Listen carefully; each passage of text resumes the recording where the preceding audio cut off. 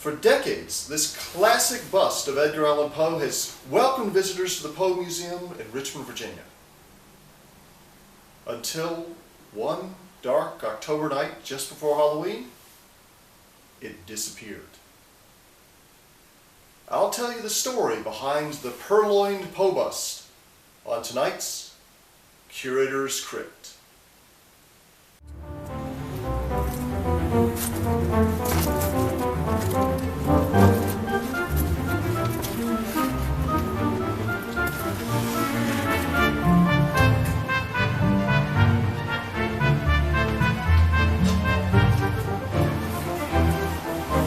Welcome to the Poe Museum's Curator's Crypt.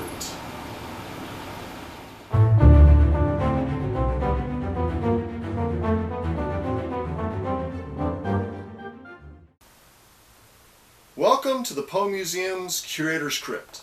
I'm Chris Sempner, the curator of the Edgar Allan Poe Museum in Richmond, Virginia, the world's finest collection of Poe artifacts and memorabilia. And I'm here to talk to you about one of my favorite artifacts from the collection, the Purloined Poe bust.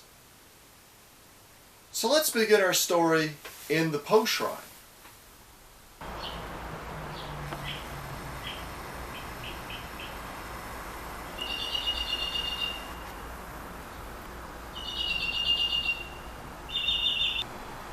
Right now, we're in the Edgar Allan Poe Shrine, right in the middle of the museum's enchanted garden.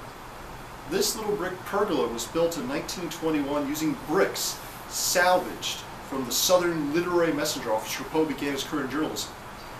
But that's not why we're here. We're here for this guy right here, the bust of Poe. Now, the museum has no shortage of Poe busts. They come in various shapes and sizes, but this one has become sort of iconic,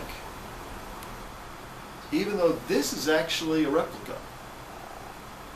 The original was done for Poe's centennial. There's a big ceremony up in New York City. The artist Edmund T. Quinn sculpted the bust. It was cast in bronze, and the bronze remains in the Bronx at the Poe Cottage. The plaster came down here to Richmond in 1931, and for decades it used to sit right back here in the shrine until one dark October night in 1987 it just got up and wandered off. It was missing for days. The director of the museum was frantic. He put out a call to the media. He pleaded, "Please return our bust unharmed. We won't press any charges." And then he got the ransom call. The stroke of midnight, just a few days before Halloween, the mysterious stranger asked the director to read him Poe's poem, The Spirits of the Dead. That one that begins, "Thy soul shall find itself alone mid dark thoughts of the gray tombstone." So the director read it to the fellow on the phone, and the guy on the phone said, "It's at the Raven Inn," and hung up. This was a bar down in Chesterfield County, Virginia. The kind of place I'm told you wouldn't even want to go during the daytime. The stranger had long blonde hair, was wearing a cowboy hat. He carried the 80-pound bust under his arm and told the bartender, "I met my friend in the alley, he's kind of thirsty, like a drink." And they sat and had a beer together. By the time the sheriff showed up, the cowboy was gone, never to be seen again. We have no idea who he was.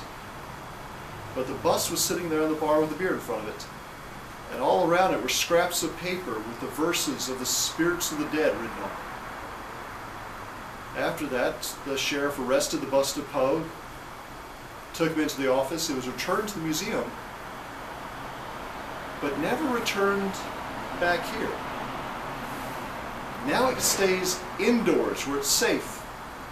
And they put a replica out here in its place, and this time they had the forethought to bolt it down to the pedestal so it wouldn't go anywhere.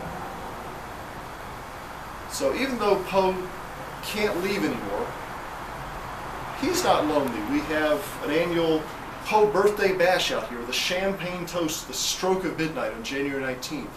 We have regular unhappy hours out here in the museum where people get to pay tribute to Poe. And if you look closely, He's covered with lipstick for girls who come to kiss him.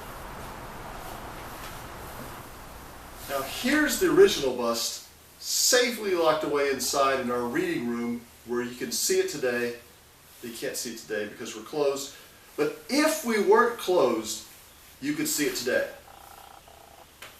Thanks for joining us for today's Curator's Crypt. I hope to be back again soon to show you some more of my favorite artifacts from the collection.